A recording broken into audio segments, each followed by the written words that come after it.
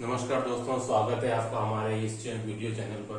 दोस्तों, आज मैं लेकर के आया हूँ सीक्वेंस टॉपिक के ऊपर, उसके बाउंडेड और अनबाउंडेड परिबद्ध और अपरिबद्ध पर आज डिस्कस करेंगे कि whether the given sequence is bounded है तो अपर बाउंडेड है कि लोअर बाउंडेड है, और अनबाउंडेड है नहीं है तो उसके पीछे रीजन क्या है।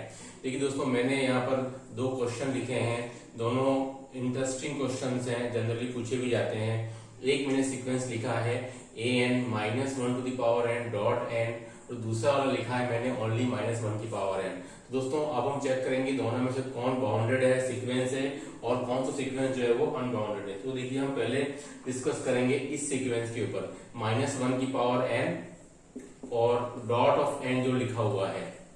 तो दोस्तों, जैसे ही मैं इसमें n इक्वल टू 1 2 3 पुट करते जाऊंगा तो देखिए मुझे क्या मिलता है। जैसे मैंने n इक्वल टू 1 पुट किया तो मुझे ये मिल जाएगा दोस्तों -1 है। n इक्वल टू जैसे आप 2 पुट करोगे तो -1 की पावर 2 डॉट 2 तो 2 आ जाएगा। जैसे ही आप n की जगह पे आप 3 पुट करोगे तो -1 की पावर 3 डॉट 3 तो आपके पास -3 आ जाएगा।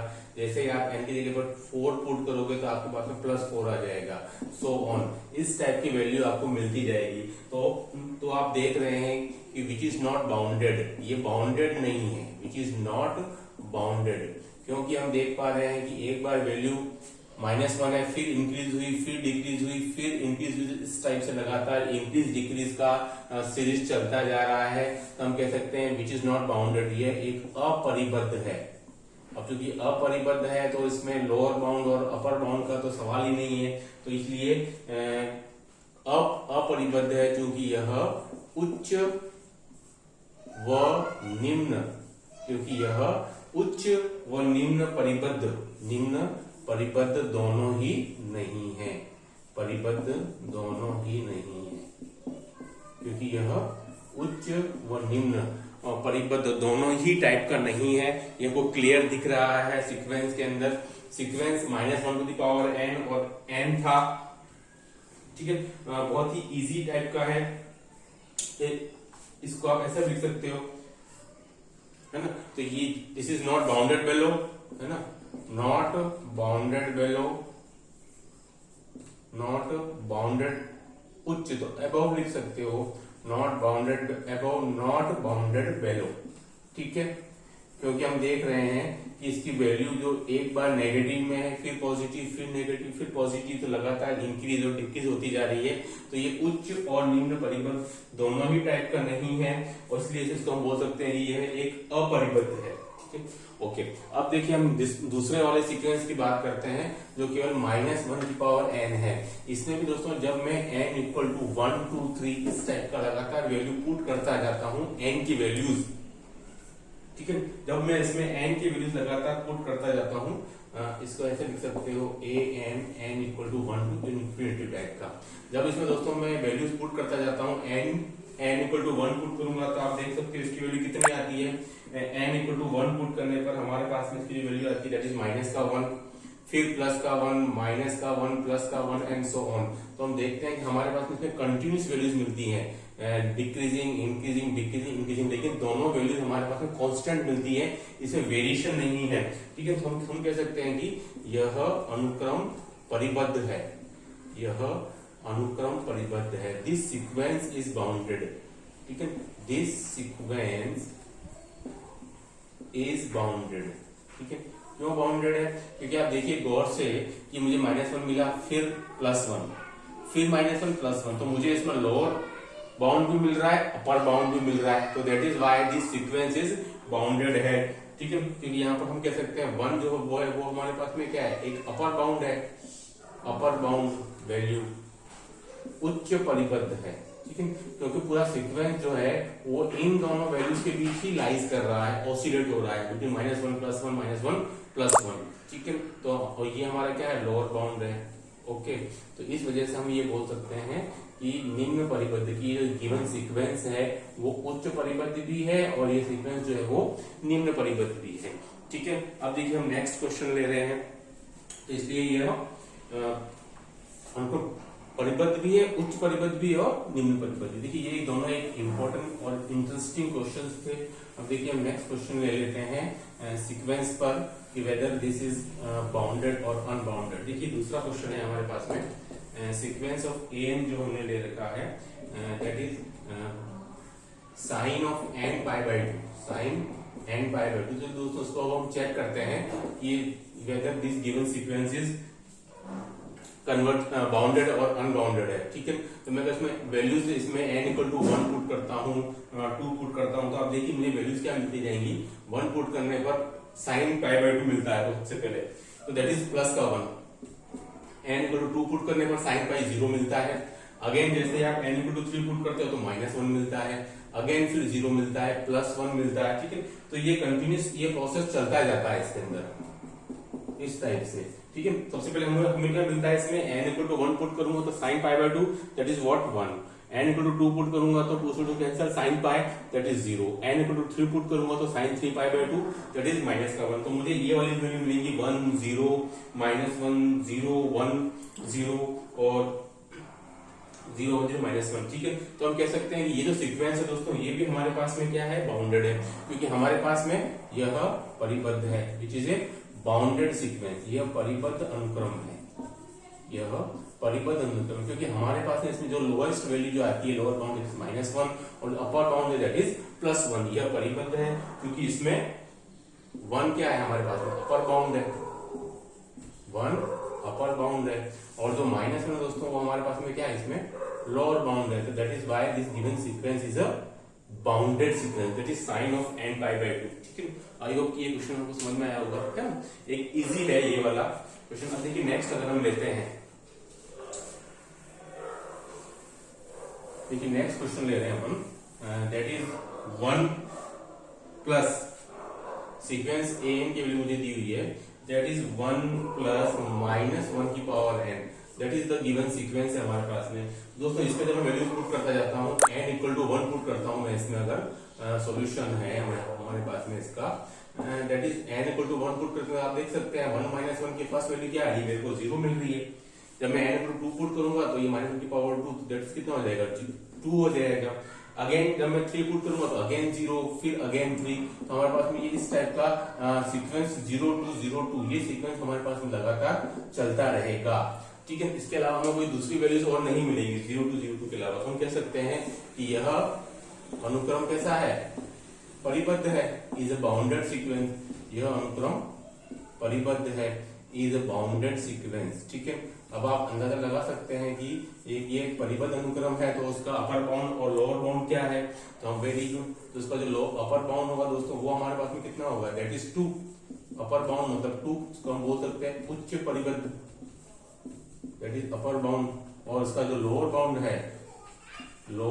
है निम्न परिबद्ध, वो हमारे पास में 0।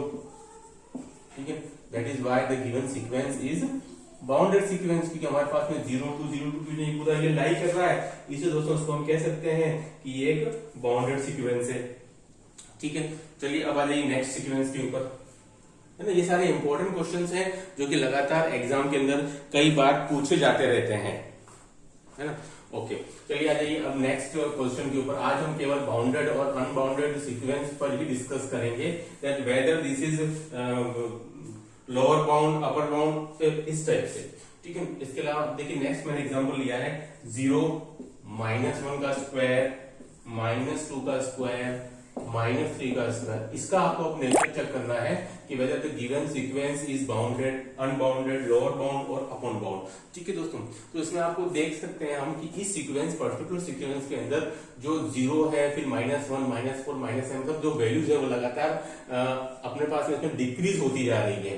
सारी वैल्यूज नेगेटिव में आ रही है, मतलब कि डिक्रीज आ रही है ना। तो हम ये कह सकते हैं कि इसके अंदर हमको अपर बाउंड जो है वो तो 0 मिल रहा है, अपर बाउंड इज 0, क्योंकि जो इसमें जो सबसे बड़ी जो वैल्यू है वो हमारे पास तो 0 ही है ना। तो that is why this sequence is ऊपर की ओर से परिबद्ध हमको दिख रहा है कि अपर बाउंड है वो 0 है।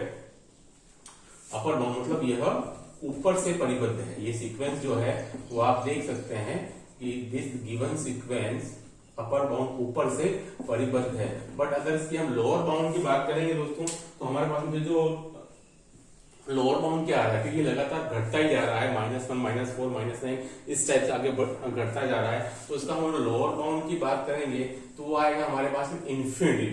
लोअर बाउंड के लिए हमारे पास में दैट इज माइनस का इन्फिनिटी वैल्यू आएगी दोस्तों हमारे पास में, ठीक है। अपर बाउंड की वैल्यू हमको 0 दिख रही है क्योंकि ये ऊपर की ओर से परिबद्ध है, और उसमें जो लोअर बाउंड है दोस्तों वो हमारे पास में क्या आ जाएगा, दैट इज माइनस का इन्फिनिटी, ठीक है। तो इस प्रकार से हम ये कह सकते हैं, ठीक है, कि हमारे पास में कोई भी एक रियल पर्टिकुलर वैल्यू नहीं मिल रही है।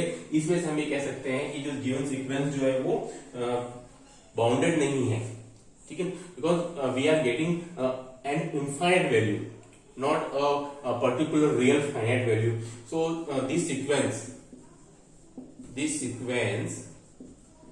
hence we can conclude this sequence is not lower bounded.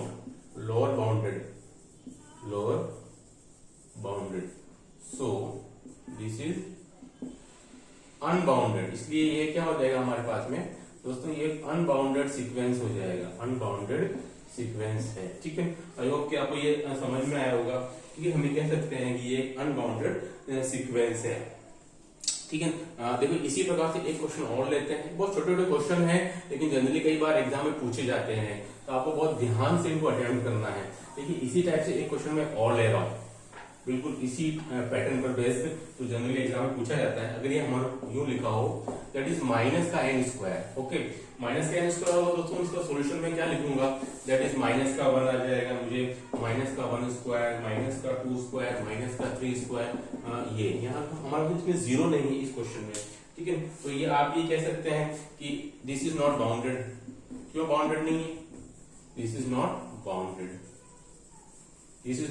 क्यों बाउंडेड नहीं है, क्योंकि फिर से कोई भी चीज हमारे पास में आ रही है, ये अपर बाउंडेड हमारे पास में हो जाएगा, दैट इज माइनस का 1, लेकिन जो वैल्यू हम देख रहे हैं कि नेगेटिव में है तो लगातार घटती जा रही है, दिस इज नॉट बाउंडेड। तो उसका जो लोअर बाउंड है, लोअर बाउंड जो उसका है हमारे पास में again that is what, minus का इन्फिनिटी मिलेगा, ओके, कि हमको इस क्वेश्चन में अगेन जो लोअर बाउंड है दैट इज माइनस का इन्फिनिटी आएगा, and which is not a finite quantity, ठीक है। So hence we can say that this is unbounded, अतः यह अनुक्रम अपरिबद्ध है, ओके। इसलिए ये जो अनुक्रम है दोस्तों वो अपरिबद्ध है। क्यों अपरिबद्ध है, निम्नतः अपरिबद्ध है, क्योंकि हमारा लोअर बाउंड जो दोस्तों हमारे पास कितना आ रहा है, माइनस का इन्फिनिटी आ रहा है, यह निम्नतः अपरिबद्ध है, ठीक है। अपर बाउंड तो मिल रहा है हमको, दैट इज माइनस का 1, क्योंकि माइनस 1 ही इन सब में बड़ी वैल्यू है, क्योंकि इसमें वैल्यू जो होती है वो नेगेटिव में चल रही है और लगातार घटती जा रही है, ठीक है। अतः यह अनुक्रम हमारे पास में अपरिबद्ध है और यह निम्नतम अपरिबद्ध है, ठीक है दोस्तों। चलिए आइए एक क्वेश्चन और ले लेते हैं हम। आज की वीडियो में हम केवल बाउंडेड और अनबाउंडेड पर ही डिस्कस करने वाले हैं कि जो दिया हुआ सीक्वेंस है वो हमारे पास में बाउंडेड है कि अनबाउंडेड है।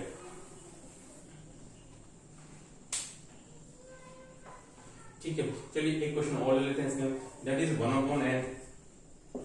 तो 1/n की बात करेंगे तो मुझे क्या मिलेगा इसमें, 1, 1/2, 1/3, 1/4 एंड सो ऑन, ठीक है। तो आप देख सकते हैं दोस्तों कि ये जो सीक्वेंस है इसके अंदर हमारे पास में लोअर बाउंड क्या आ रहा है, what is lower bound and what is upper bound, ये दो चीजें अपन देख सकते हैं।